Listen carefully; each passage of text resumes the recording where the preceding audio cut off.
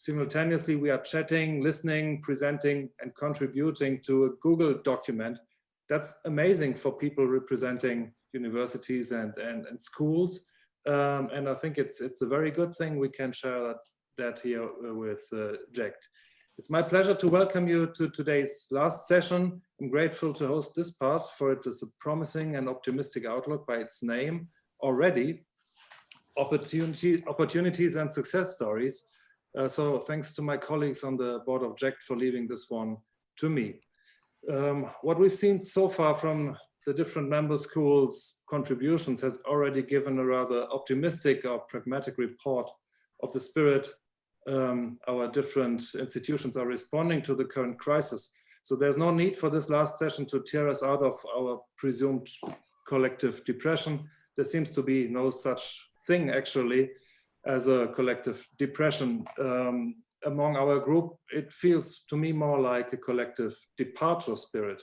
How film schools coped during pandemic is the title of our seminar today, but I think already at this point, we could give it a new name. How film schools advanced during the pandemic would probably be more accurate, because there will be many practices we have developed and learned about today, which will stay with us, even if the pandemic will hopefully at some point be over.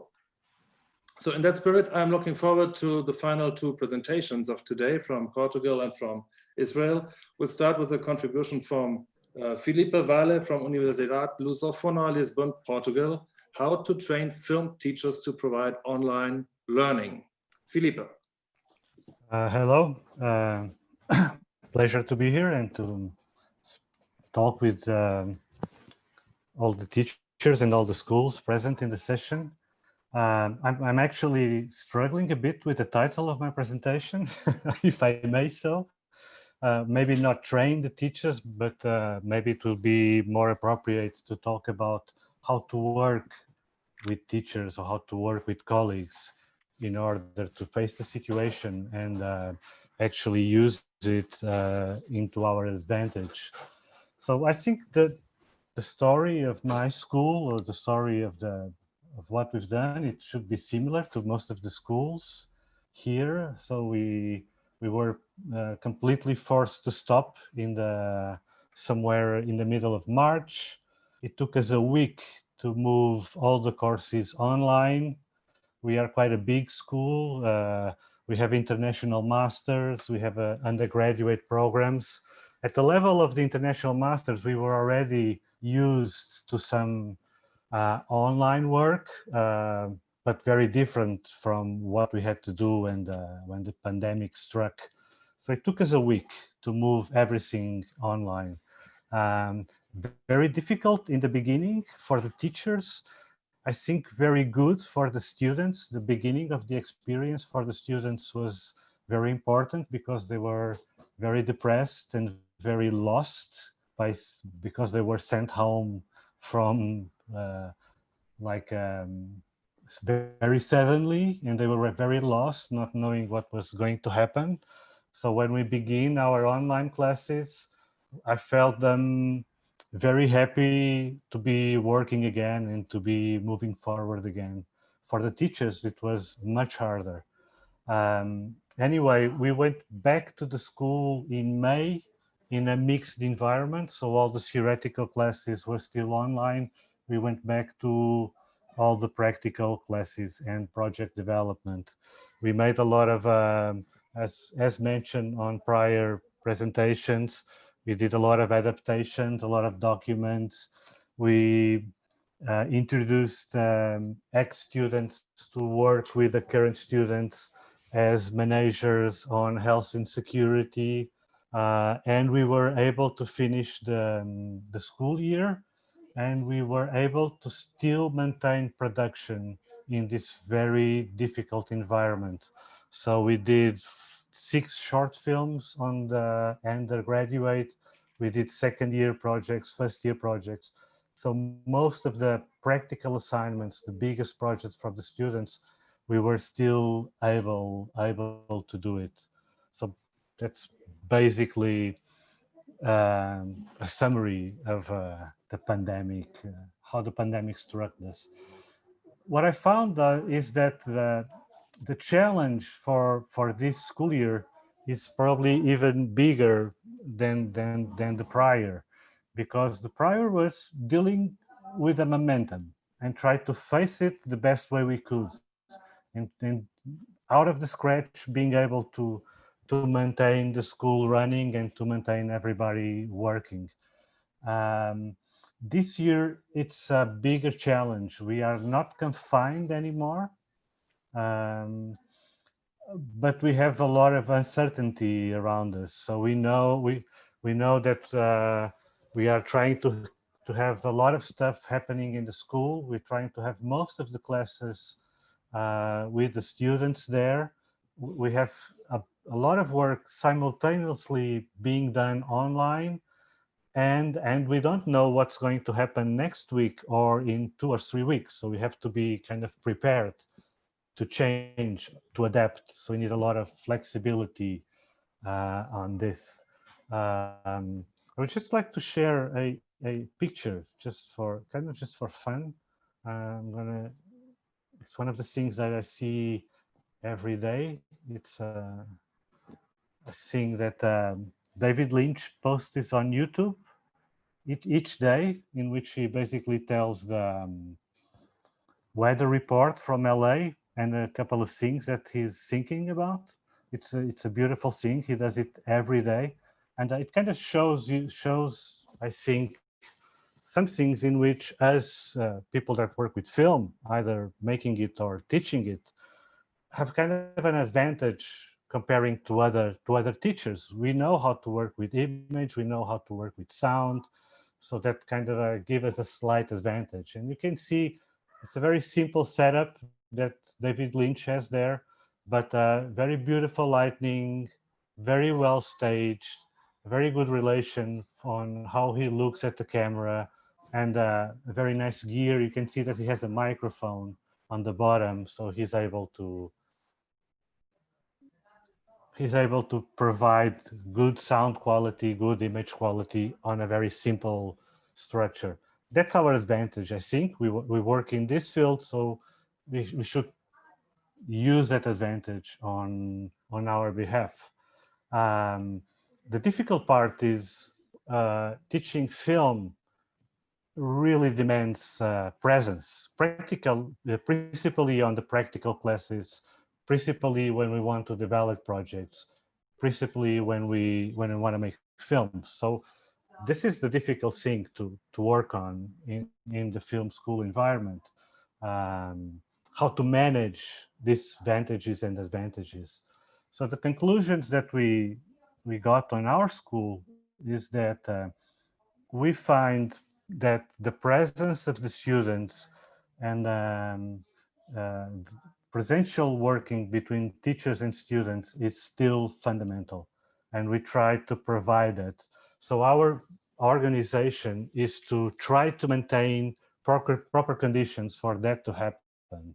So we move everything else online in order to have the best conditions possible, to have the minimum number of students in the spaces, in the studios, in the teachers, so that we can have this kind of mixed approach, having the students there, developing projects, and working online at the same time. So the online should be seen as an alternative or a complement. In terms of the teachers that we have in our school, I would say that we have kind of three types of teachers, three different category of teachers. We have some teachers that are purely academics, so they came from the academical world. They teach mostly theoretical disciplines. They are very used to teaching. They've done that for a lot of years, but most of the times they are not very used to technology, and they are not very used to deal with cameras and microphones and all that. So that's an issue that we need to prepare them from, because they will be probably one of the main strains that will go online. So there's a lot of training to do with these teachers that is required. Then we have what I could call professional teachers, which is basically people that came from the industry. They've worked on the industry for a long time, and now they are becoming more and more teachers permanently. So and they also have a lot of experience already teaching. So those type of teachers is the one that clearly adapted better to the online situation, because they know how to handle the tools, they know how to handle technology, and they are very used to teaching. So it's what, for my experience, I've seen that this group was the group that advanced better and that adapted better to the new environment. And then we have what I could call industry teachers, which is teachers that are mainly working on the industry, and they came to the school for a couple of classes or for sharing experiences. And that group is also a bit difficulty, mainly because of time availability of time. So the way we try to work with all this different group of people is, I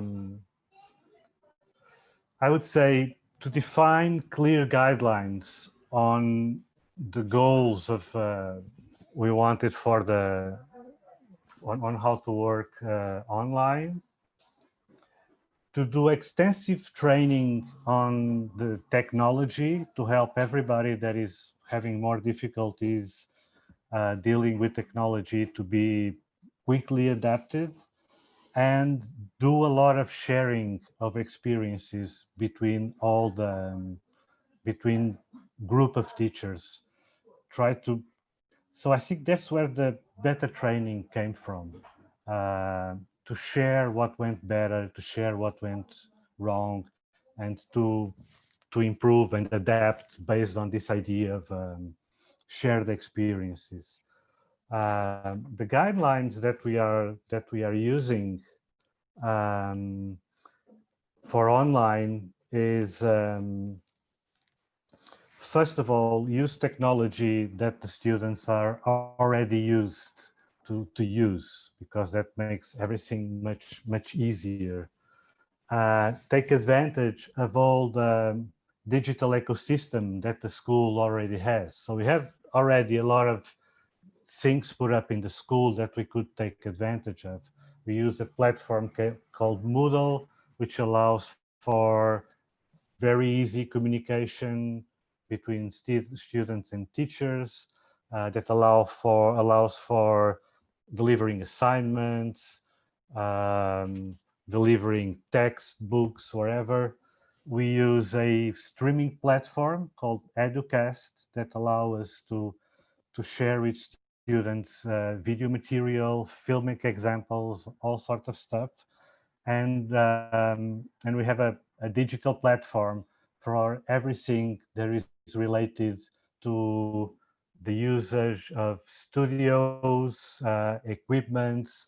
So that's already based online. It was before the pandemic, it was already based online. So the students were quite used to communicate extensively online. And basically we incentivated the teachers to improve and to use those already prepped platforms to the extent they could, and on top of that, to use tools that the students are already used to use. And we also wanted the classes to have a permanent schedule similar to the one that they had in school. And we wanted the classes to be live, like in a Zoom session, like the one we are doing now. We incentivize the students to define strategies for student participation. And that's probably the key point of all our strategy. The students, when they are looking at classes online, they tend to be easily distracted. So we try to create a set of strategies to make them more active so that the learning is more effective. So we incentivize them to have their camera on. We try to have a lot of stuff that is going on their side that they have to present, that they have to participate. So we try to follow a lot of strategies in order to have them participating. The more they can participate, the better. And we ask the teachers to give a lot of pedagogical material before the class, and to create assignments that the students have to also present within the class. Then again, in order to improve student participation. So yeah, so the main difficulty now is we'll have at the same time in the school practical classes, online classes, and that we are already, I would say, ready. We've been doing that from the past months, and I think we can do it pretty well right now. And now we are trying to put up a new type of classes, which is mixed classes, and that answers when some students are not available to go, either because they are quarantined or other type of reasons. So that's the real challenge for this year, is to have classes in which we have the teacher in the classroom or in the studio. We have a part of the students in the classroom or in the studio, and we have another set of students at home watching online. So we are now developing an experience that we've been doing in the studio for image and DOP classes, which is to have a set of students to do the shooting and to transmit the shooting live through a video conference system. So then again, it's trying to have them participating, trying not to have that, long shot approach. If you have a camera that is moving within the class, that can be done by one of the students. We feel that people that are watching from home would feel much closer to what's happening and much more into the whole environment of the studio.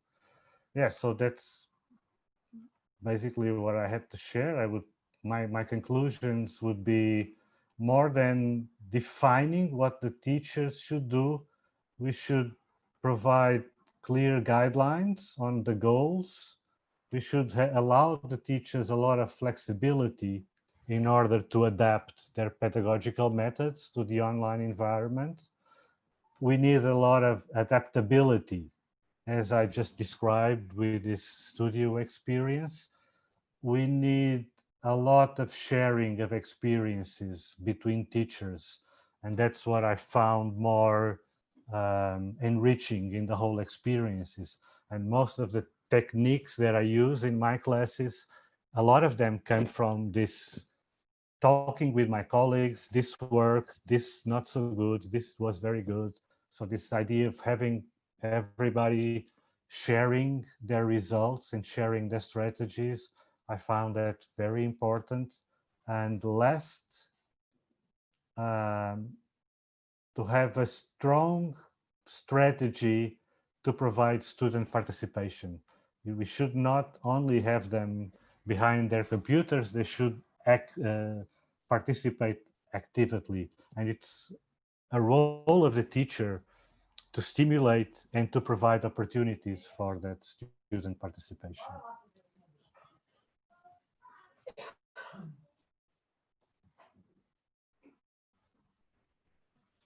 That's it for me. Open your mic, Guido. Yes. Open your mic. It's open now. Thank you, Felipe, for this insightful presentation.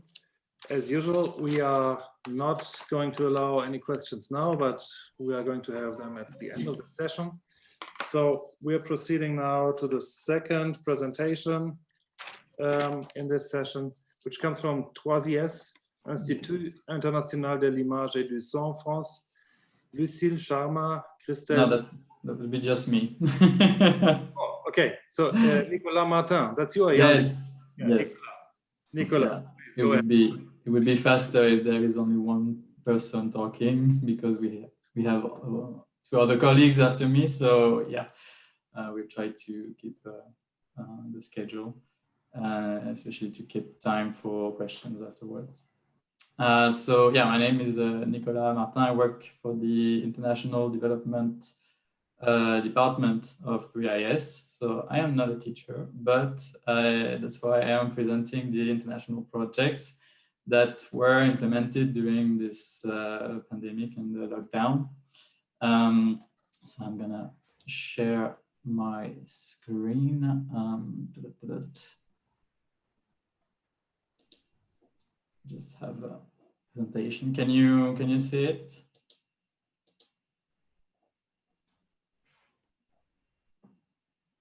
Yes. Yes, you can. Yes. Perfect. Thank you. All right. So a quick overview of this presentation, because this is the topic. I'm just gonna give just a few words about how we handled the transition from face-to-face to online courses. We focus more on international online projects. Two were international and one was supposed to be international, but we had to adapt it. And the last point will be working together. I will take this opportunity to have this call for participation for 2021, because we are all gathered today. So it was a pretty like most of the schools pretty fast way that 3IS had to react. But something very important is that no course was canceled. They were either rescheduled or even expanded.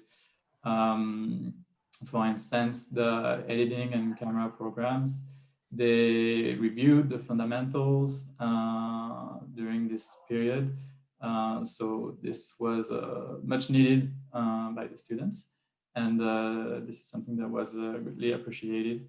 All in all, from the feedback we had.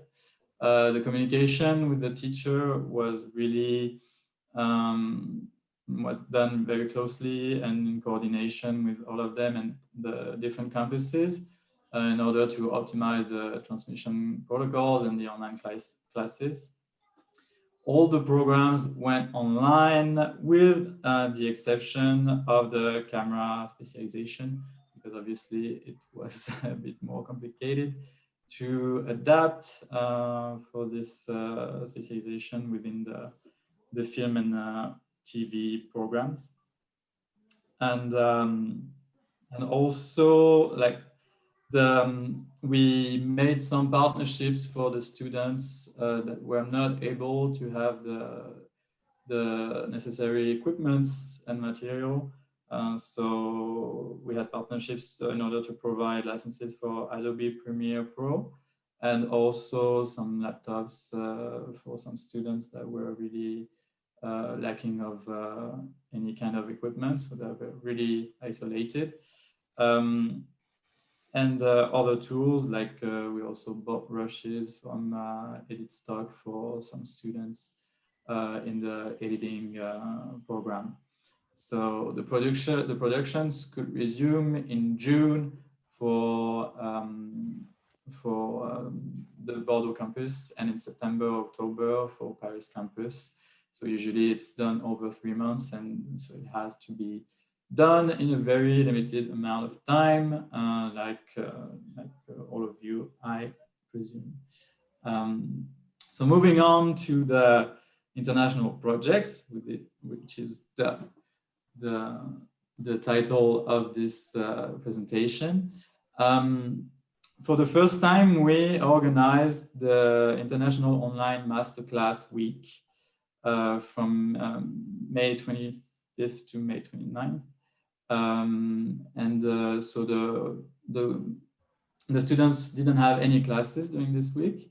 It was really free from all courses. The idea was for them to really benefit from all of this international and French speakers that gave presentations on different topics. It was for all the programs, because we are not only a school of film and television and audiovisual, but also sound, animation, video, game, special effects, performing arts. So we managed to find speakers that could give presentations for all of these programs and all of the specializations. These are just some examples of the guests that we had during this week. So from Spain, from Bosnia and Herzegovina, from India, from Brazil, the United States, from France, but Benoit Huguet had some international experiences, obviously. So it was also not only these master classes, they were not only based on sharing their career experiences, but we were also giving them some topics to talk about in order to really bring something to the students besides the international dimension of the guests. So these are some examples of topics: director of photography, from photography to film direction, film mixing, Indian film production, Oscars, production steps and jobs in visual effects, sound in virtual reality, writing, financing, producing, shooting, post-production, and distributing a short film. So these were really the kind of topics that we tried to cover. There were more topics, obviously. But yeah, for we had more master classes for the film and TV programs. But then we had also some cross-disciplinary guests that could talk to different programs. And for the technical aspects, we used Microsoft Teams. So they were live with a moderator. I was a moderator on 3 of them, to try to keep the discussion on track and also be the intermediate between the students that could not participate. They could only ask the questions on a chat, and with the speaker. And they were 2 hours long. So this was the format of this master classes. Another international project that we had is the International Music Production Competition. So this is more for the sound program. It was also a full week for students to work on this project. 5 schools were participating worldwide, mostly based in India. And the aim was to create a remix based on stems and respecting the label's artistic identity. So this was the 2 labels that cooperated with us to do that were Bluefin, 2 labels in Germany, Bluefin and Future Wax. And the objective, the prize in the end were contracts with the labels. Obviously, the top 3 remixes that won this competition got released. And also we developed partnership with Arturia, which offered 4 full FX collection licenses to additional students. So this project really brought something extra to the courses, and also try to keep the students active during this period, because some of them were really isolated in their student rooms, and they were really in need of doing something different than just following classes online. So this was really something that they benefited from. And for the 3rd project, so initially it was the 48 European Interschool challenge, which is the one that was done in 2019. It's just a reminder that it's challenge that takes place over a weekend, and they have a 48 hours to create a very short film. It involves usually 7 members of the GEECT, and this year it was not possible to implement it because of the situation, obviously. But we developed another kind of project only on the national level, using kind of the same requirements. So they had to shoot a very short film using like other examples that we saw in the lockdown context and the topic of the escape. So they had 3 different places imposed, places of confinement, and 3 characters maximum. And there was a 4th person, 4th student doing the editing. So they were working together, and the aim was to give the illusion through splices that it was the same place. So it was really important to work on these aspects and to focus on this specific task that the teacher tried to teach them. And it was based on Mar Adentro from Alejandro Amenábar. So yeah, this is pretty much what it is for these projects. And so for now, we are thinking of expanding, of course, or doing again some of the projects that we were not able to do last year, this year.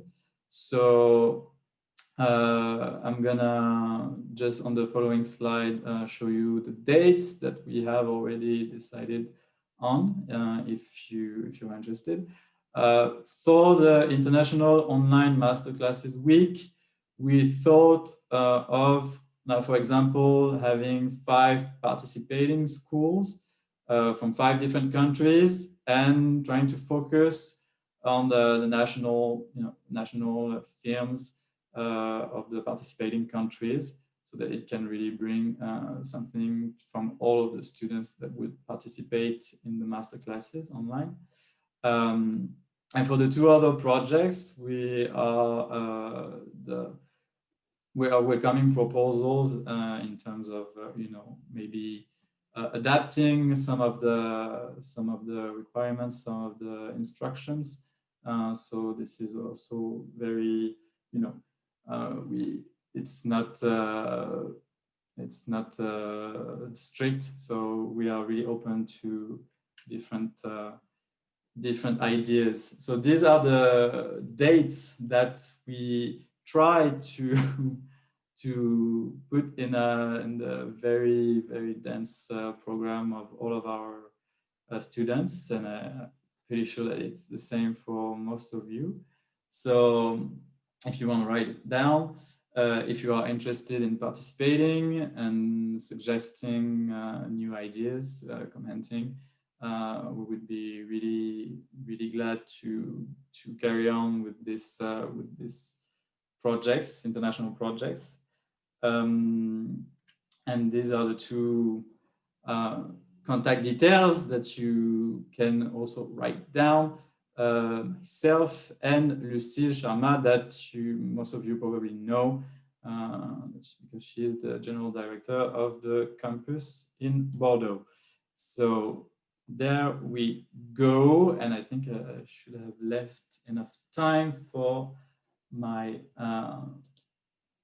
other colleagues to continue with this panel. Thank you very much, Nicolas. We are now proceeding to the final presentation of the day that will be given by Dan Geva from Beit Bell College in Israel and Rodolfo Ramirez from ECY TV in Colombia. And it's coming with the title, Loving What You Have versus Having What You Love. Hello, everybody. It's a real pleasure being here. And after listening to everybody for the entire day, the first association that comes to mind is Alain de Botton's first book, which is philosophy of consolation. Speaking about the fact that philosophy's main aim is to console us. And there's something deeply consoling in this gathering, because in fact, I feel that we have nothing truly innovative to say, but to recognize the fact that we've been all struggling with a fundamental question, and that is, what is the meaning of it all, what we're doing here? And I think that what the pandemic did was to make it clear, at least to me, that it's not only that my project is entitled the Ethics Lab, but that in fact, our existence is one huge ethics lab. I'm not sure who is running it yet. I think, well, I know some say God is, I've never met him.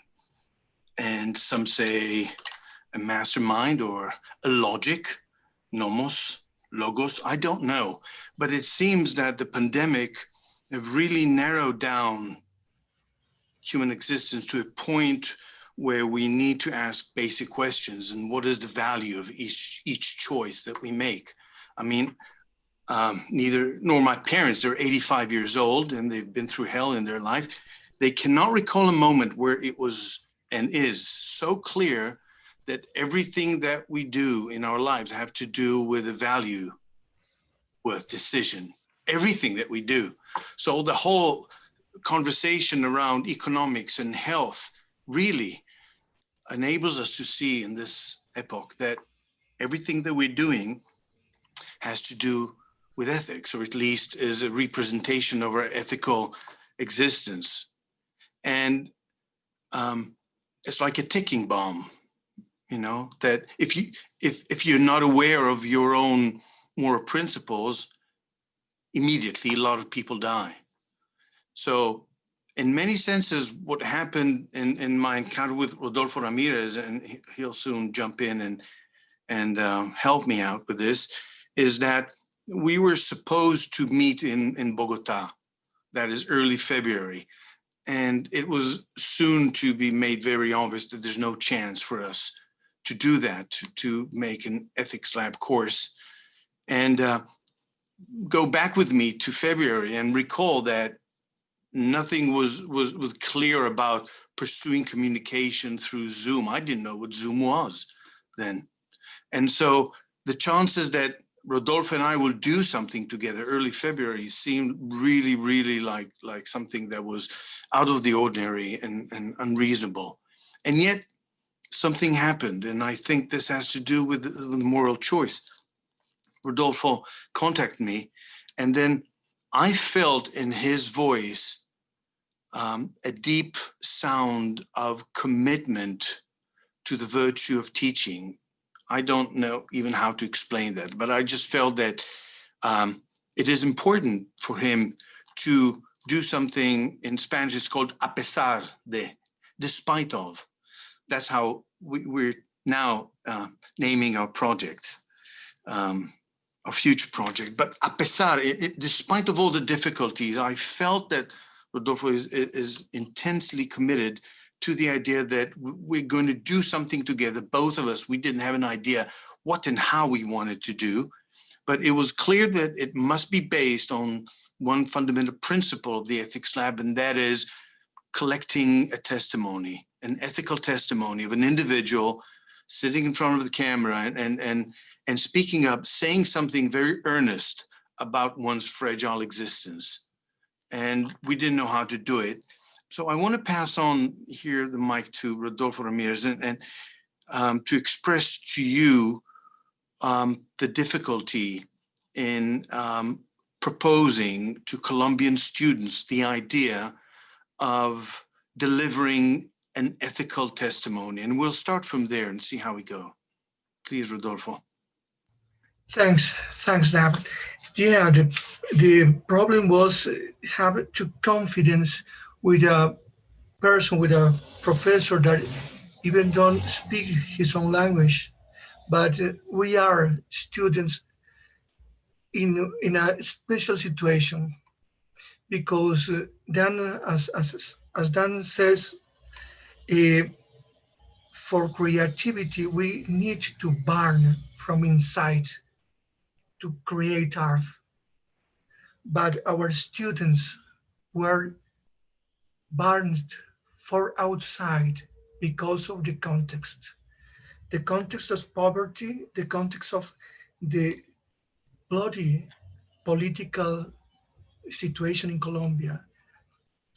They would have confidence to the one professor from another country, but in his own country, they saw all years different massacres.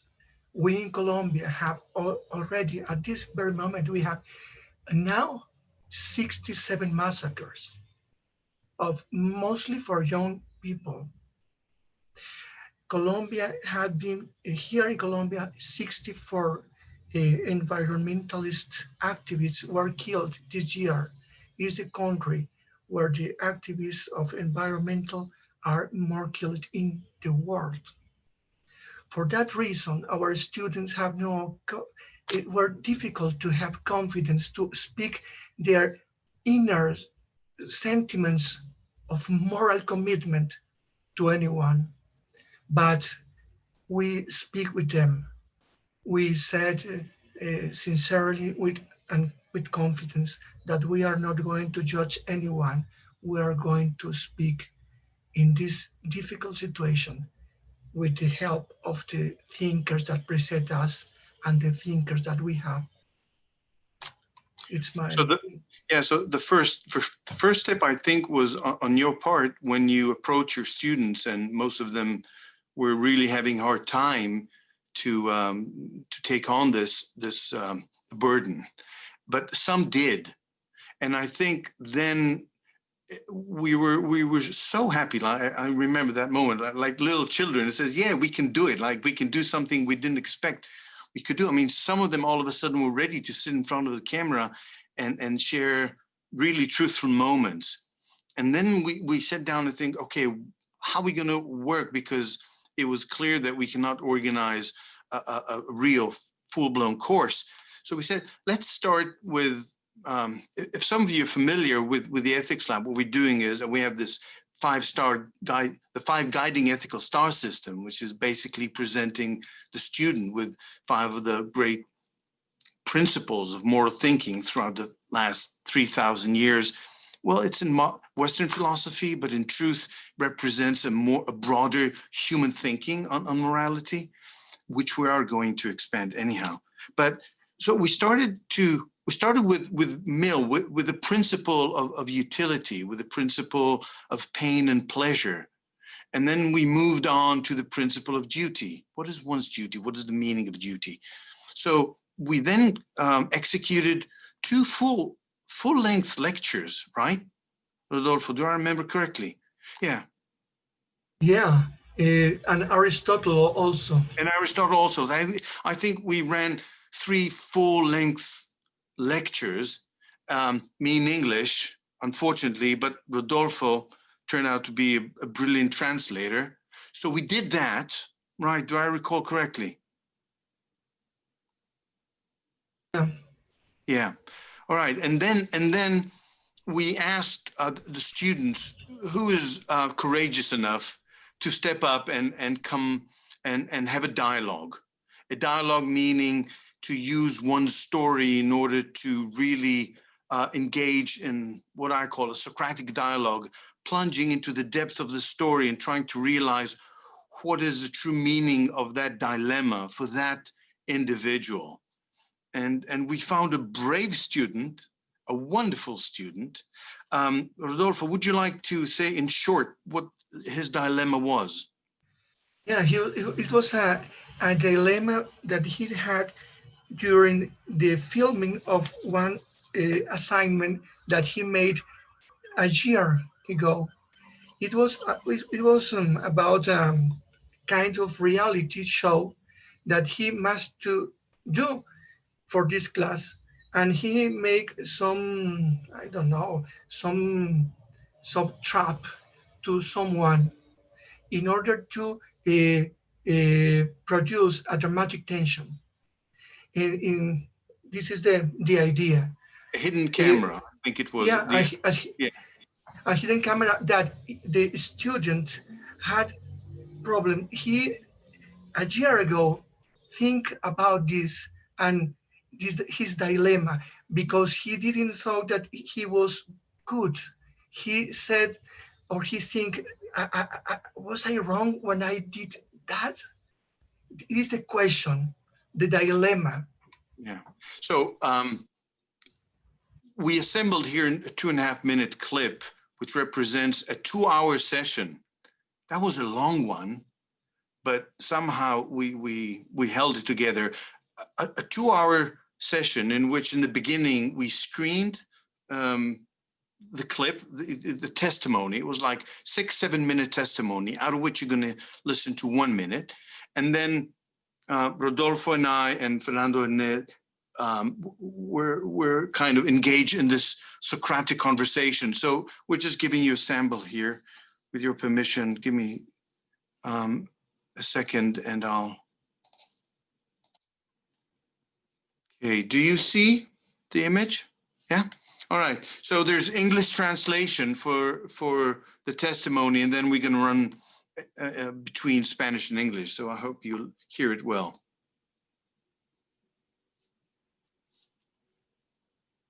Y allí, en el baúl de su carro, David tenía una chica desmayada. Y no era más que una miembro del grupo nuestro haciéndose la dormida, claro. Ahí David sacó todos sus dotes actorales. Se hizo el tipo más asustado del mundo. Le lloró y le lloró a su vecino para que lo ayudara hasta que éste accedió. Se subieron al carro, donde había una cámara y una grabadora de audio escondida, y durante los siguientes 40 minutos estuvieron dando vueltas por toda la ciudad. La verdad es que ninguno de los dos sabía para dónde iban. Y apenas David vio que la tensión se estaba cayendo, se bajó del carro y salió corriendo como loco. Y así fue como este vecino, que hace tan solo 1 hora estaba tranquilito en su casa, ahora se encontraba solo dando vueltas en mitad de la noche, en un carro que no era suyo, y con una chica en el baúl, que ni siquiera sabía si seguía viva. Which weighs heavier for you? Doing something that felt pretty good, no harm came out of it, but you know that you remained with a sense of culpa, or having the options of not doing something which will feel pretty good, not cause something very harmful, but not leave you with a sense of culpa at all. Which one will you choose? Para el resto de los estudiantes, entonces es, ¿por cuál opción seleccionarías? Hacer algo muy bueno que te deje a una sensación de placer, pero que te dé algún sentimiento de culpa. O por el otro extremo, hacer algo que pues no te dé de todas maneras tanto placer, pero que no te dé ningún sentimiento de culpa.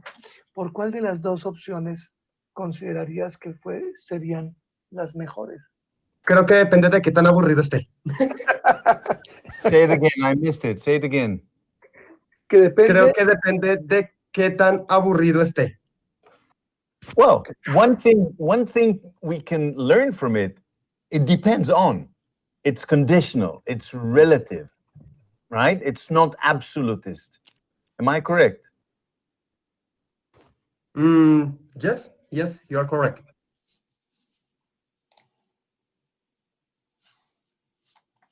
So there are many things to say on this dialogue, but I think that for me, what was extremely exciting was the fact that a student whom I don't speak his language, who lives on the other side of the globe, delivers a true sense of moral surprise. I mean, I think that he surprised both of us, Rodolfo and myself, in saying that it depends on how bored I am. And it was a truly delightful moment in the conversation in which the process of true conversation and deep listening to one's voice reveals deep principles that later on we engage in conversing about what does it mean, what does relativistic ethics means, because this principle drives the way our globe, our humanity is organized, right? So by saying that it depends on how buoyed I feel, we managed to launch on a very deep conversation that many students joined us later, that were really enabled us to make a point, a very deep point. And for me, this was the success. Speaking of success, this was a success to reach out to a complete stranger and to be able, through the process of dialoguing through these deep gaps of language, and yet reach out to one's true intentions and thoughts and feelings. Rodolfo. Yeah, and after this, we have another discussion with other students, even with Hernan, doing under the light of Aristotle, the same dilemma and other dilemmas under the light and other philosophers. It was very helpful because we have a violated ethical conscience in our country for all these things that were happening and are happening now. And it's important to have different looks from different ideas or insights for different philosophers.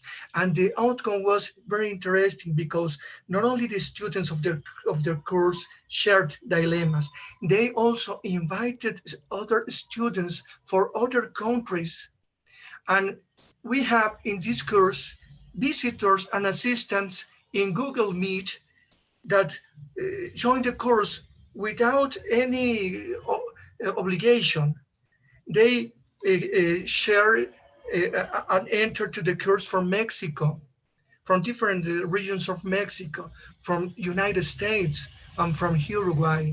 And I think it was not only for our course, but the idea of moral understanding is for all of us.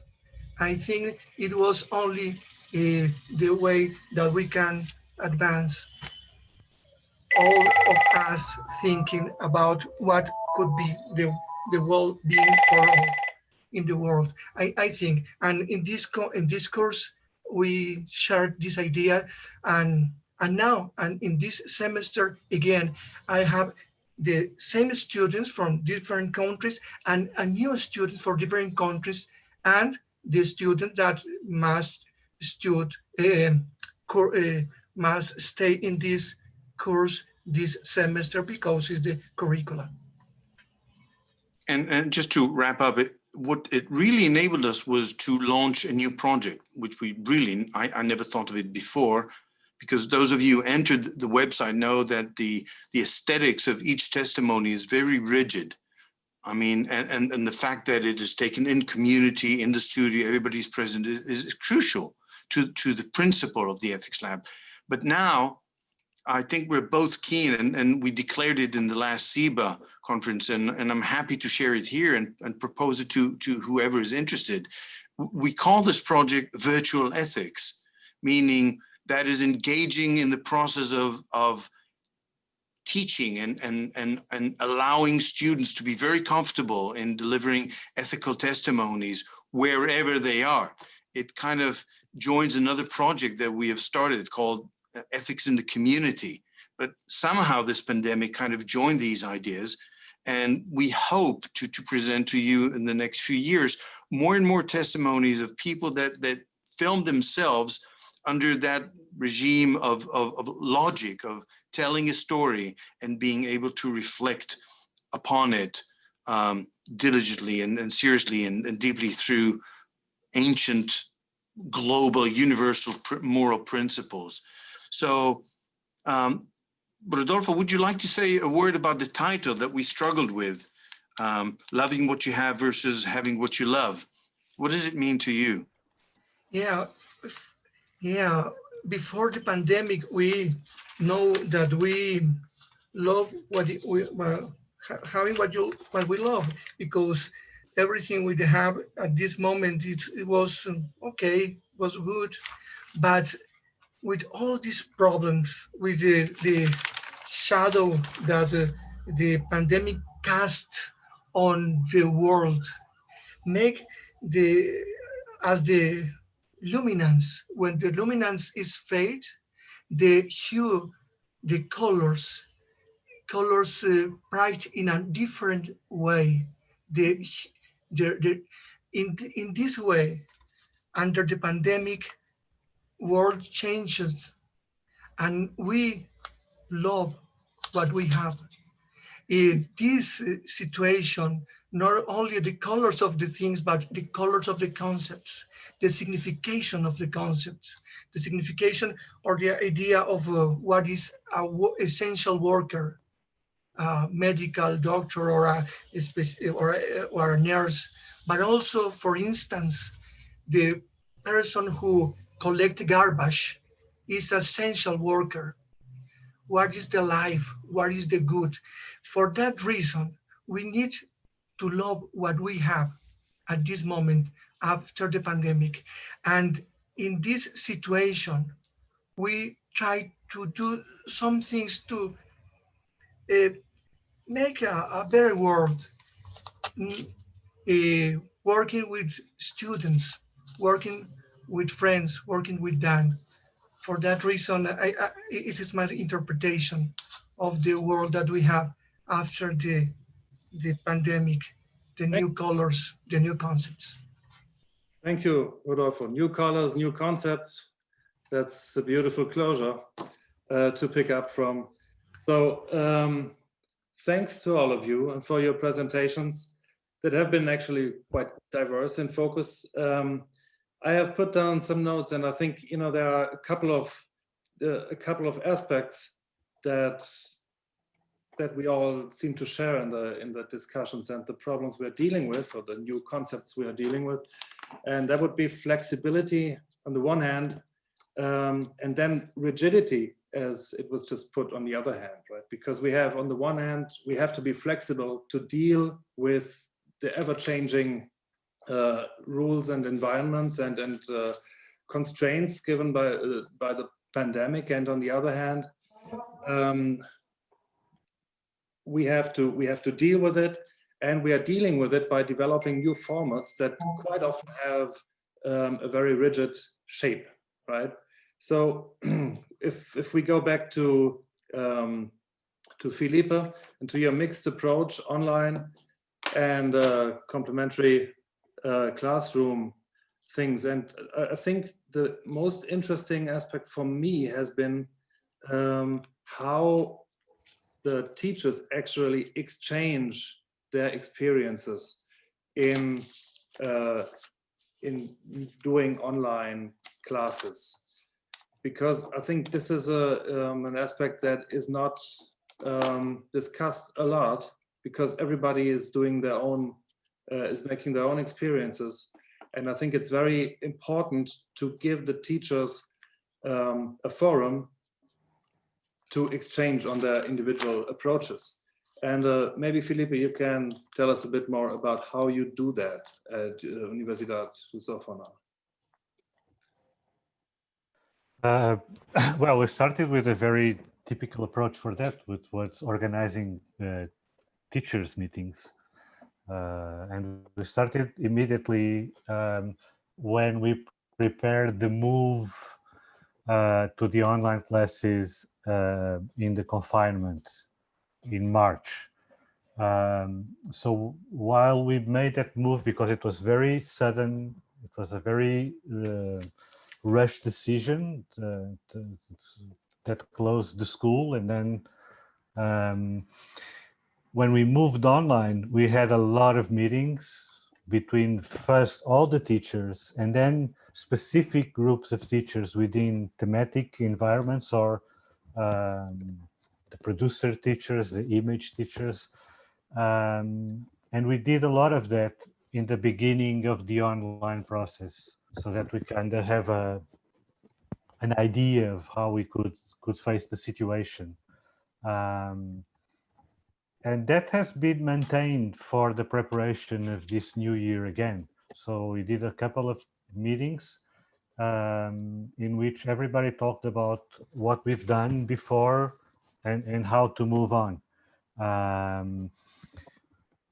And especially in the practical disciplines, there are some courses in the school in which teachers work together. And in the projects, there's a lot of articulation between teachers from different fields. So I'm an editing teacher, I teach editing. So each time you have a big project from the students, we do a lot of meetings on the projects, and we use that meetings to prepare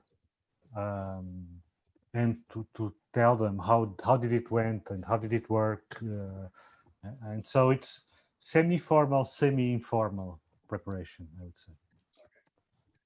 I see. So your school is a school with a lot of tenure track professors, right? So you have them all in place. I'm asking Yes, that's why. Coming from a school that does not have a lot of tenure track teachers, so whenever you want them to discuss something thoroughly, you have to, sort of reimburse them for that, and that makes it a bit difficult. Yeah, that's why I in my presentation I separated my 3 types of teachers. Teachers that are mostly in the industry, they don't have that availability and the time for that. Fortunately, most of the core teachers of our course, they spent a lot of time in the school, and that's very important and helps very much when you have to deal with a situation like this. Yeah. They have time, they know the students, we know each other, we meet almost every day. It's easier to exchange. Yeah, to develop further as you go, in a way, right? Yeah. Maybe I can take that on to Nicolas about that second aspect of your presentation, the full international week you did, because this is obviously something that's a rupture. That's something you didn't do before in that format, right? So you're not developing slowly, but you're putting something entirely new in the room.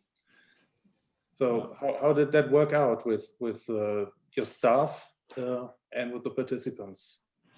So yeah, it was a way also to fill the students' days, at some point, because some courses got rescheduled, so they had like more time for something new. So that's how the team came up with this week. It was really a matter of a couple of weeks to put that together through contacts from teachers, from the staff, from the directors, and yeah, like in 2 to 3 weeks, we had this program put together for a week for all the programs, and the participants were sent out the links on the teams, and they between 100 and 200 on average joined the masterclass, each masterclass.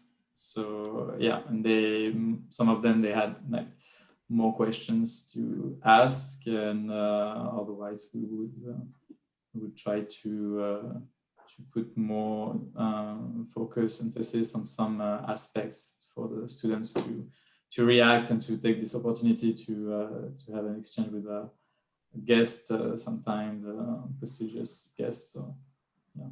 Right. So you had access to the prestigious guests better than you had before, because there's no need to travel. I guess that's one important aspect that we are all benefiting from in a way, but at the same time, it's happening in English, right? The whole thing. So it was some of them were in English, but most of them were in French too. Oh, okay. Yeah. So yeah, it was. That's why we want to for next year. I mean, for 2021 to have more international guests, also for our French programs, to really, practice during these master classes their English, and to strengthen their skills in English, and to benefit from more international views and careers from people outside of France. Right. And for Troisiers, it's also a new business model. Can you put it that way? We're trying to develop more international projects. For this is kind of new, and we're especially trying to do it for all the campuses. So this can be challenging because of the structure of the school, but this is something some small projects have been done in the past, but this is something that we're trying to reinforce and to implement, to have a specific time in the year for this kind of projects among the rest of the productions that they have to yes. It's something you're doing on top of the regular program of the school, right? Yeah, on top of, if that's possible, but yeah, we're trying to make it fit. Okay, yeah, I see that. I can see that. So maybe at this point, we are running a bit late already. Maybe we can open for questions from the forum, from all the participants. Are there any questions there?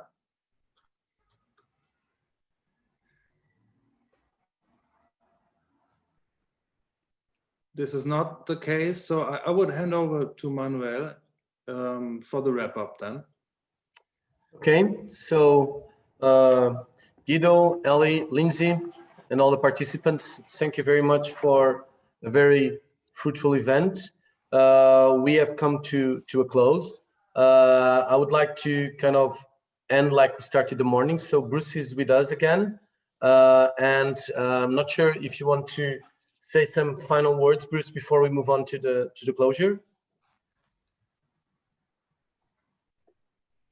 Okay, could I unmute? I'm not very good at unmuting. It seems to be my weakness.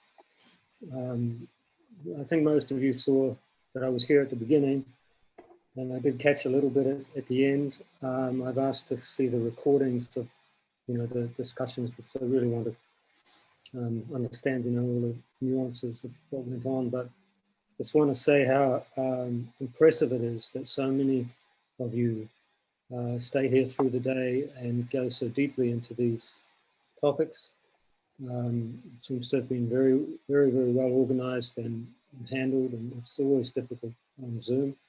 I know, because I spend every day on Zoom trying to teach directors and things. But, so we're going to have to do more of this. It's just, even if we get to Oslo in next October, there's going to be more of this. And the more that we can keep it up, the better that it will be for everybody. And I'd like to see all the regions doing it, and then lots of crosstalk. I know there are some people from other regions, so I'm one of them involved here. So just that idea that I said at the beginning, I want to reinforce it. Strong drive from the regions, and then a lot of crosstalk across the regions will help everybody. I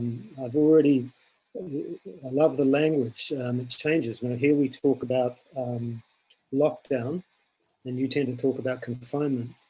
I like the word rupture. Our lives have been ruptured. I didn't think about it that way before. And we talk about hybrid teaching. All our teaching now is either entirely online or hybrid being partly online, partly in the classroom. And that's proving to be the most challenging thing. I'm doing a hybrid class now. So I would like to keep sharing experiences with other teachers who are teaching in this hybrid form, especially advanced directing and producing.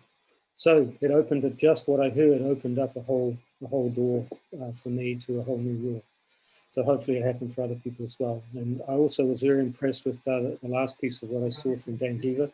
So thanks for that, Dan. I think that's an exciting option that you've picked up on that. So thanks, Manuel. Thank you, everybody in the Regional Council. And now I get to work for the next 10 hours, and you all eventually get to go home or stay at home. Dinner and sleep. I got a total of 4.5 hours, I think, because my dog woke me up, but otherwise good. And we'll return the favor, and I'll hold a meeting where Manuel has to get up at 3 in the morning. Okay. Okay, Bruce. Okay. Thank you. Thank you very much. I'm not sure if my colleagues want to say something. I just want to say 2 or 3 words, and we can go through the sessions in 1 minute each.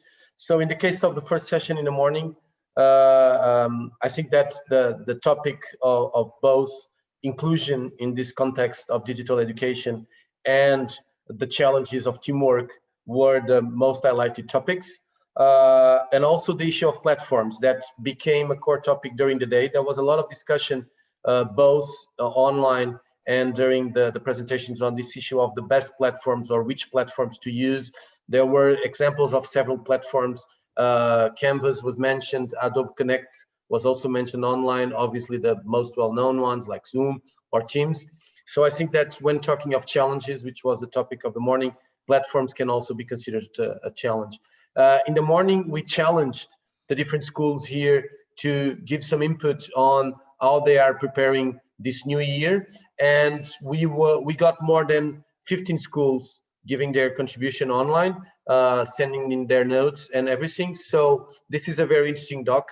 We are going to share this with all the participants. There are different approaches. Most of the scenarios are actually similar, considering that the restrictions and conditions are very similar in most European countries. I would just like to say that the word hybrid is probably the one that appears the most in this document, which also tells us something about the times we are living. It could be rightly classified as hybrid times, somewhere between the digital and the physical. Lindsay, you started the afternoon. Hi there. So my session was on the challenges of teaching location and film production. And this was indeed something that the film and TV industry was wrestling with at the same time as we were.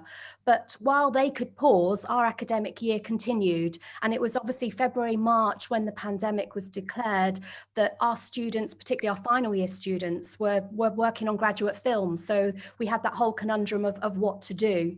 And we all came up with solutions. And in my session, we had two very fantastic papers from the Civic School of Cinema in Milan and Casques in Belgium that tackled this in the two different genres of documentary and drama production. Both papers talked about adapting material and finding ways to still inspire our students so they didn't feel that they were just having to make a compromise, even though they were aware of the situation. So documentaries made were self-shot and documented the students' own journey, really, navigating lockdown as we all were. Dramas were simplified, but tutors reminded students to go back to their original intent for their films. So what were the words that defined their ideas, whether it was brotherhood, escapism, and how could they convey that in a different way, but to still give the same message? Both papers talked about how they tackled on-set safety, with tutors initially acting as COVID managers who were trained at speed in this area to industry standards. Overall, while some great creativity and resilience shown by students and staff, most felt getting back to more normal conventions would be preferable for teaching production. But with the role of the COVID supervisor securely anchored into the production team to ensure safety and no future disruptions. So that's my summary. Thank you. Ellie, you were the one on the next session. Yes, hello everyone. Our session was about the flipped classroom. We saw two very interesting presentations of online, international, big collaborative projects where students didn't actually ever meet each other in real life. So one was a project with short projects created during Corona times. The other one was a much longer project, a term-long project, which has been established at one of our colleagues' schools for a long time. So they had a lot of interesting information to share. As Manuel mentioned, a lot of conversation around the whole idea of robust teaching platforms, and also about feedback models, but also about how to create a community with students who've never met each other before, and between students and teachers who never actually meet in real life. Quite a lot of focus on creating something personal, making something personal by way of introducing oneself to the rest of the class, group, student community. I suppose one of the most exciting things despite problems when it comes to you know, challenges with pastoral support and actually really being in there, is that there's a great potential for inclusion and great potential for reaching new groups through online versions or methods for teaching and teaching courses like this. I think we were all inspired to think of projects, new projects ourselves, and also the fact that these kinds of projects are here to stay regardless of pandemic situations or not. Great session. And Guido, you led the final one. Thank you, Manuel. Yes, I think, you know, to me, it's just a two-side thing. It's an incredible change that we are witnessing, and it's really a privilege to be in a position to, you know, to take part, really actively take part in this. And I mean, 2 years ago, nobody would have imagined the discussions we are leading today, and the schools, you know, often publicly addressed for being very slow in developing their processes and everything, have all acted very, very quickly and with lots of dedication to the whole thing. And I think, you know, to me, in the end, it comes down to a word that has been mentioned a couple of times today, which is trust between the school, the leaders of the schools, their staff, the students, the teaching bodies, all that. And I think this is what we are going to have to prove now. So we don't know what happens, you know, on the other end of the line. You see that backdrop behind me, but you have no idea what I see when I look into my room, right? And so we are entering a time where we even have more control of our image than we had before, you know, even more than we had through the social media. Now we are presenting ourselves in a frame that we are setting up for us. And we are working in an environment where we have students whom we are training to set up images in a controlled manner. And so I think what we really have to look for is not to lose the personal insight into our colleagues and friends and students' worlds, actually, and not just to see them like they want to be seen. So that's a personal statement from me. Okay, Guido, nice. Thank you very much. So, and it's the end of the day. It's been a long day. We've managed to do everything on time, on schedule, and virtually. So it was a completely new experience for GEECT. And I would like, first of all, to thank the rest of the members of the board that worked with me to prepare this event, but most of all, Anna, who was the one responsible for putting it all together. It actually went quite smoothly. It's not easy to do an online event like this one, but thank you very much, Anna, for all your help. And thank you, Lindsay, Guido, Ellie, for our work in the last couple of years. That this seminar is only one more example of what we've been trying to do in GEECT. We will obviously keep in touch in the coming weeks. We will make the recordings of these sessions available.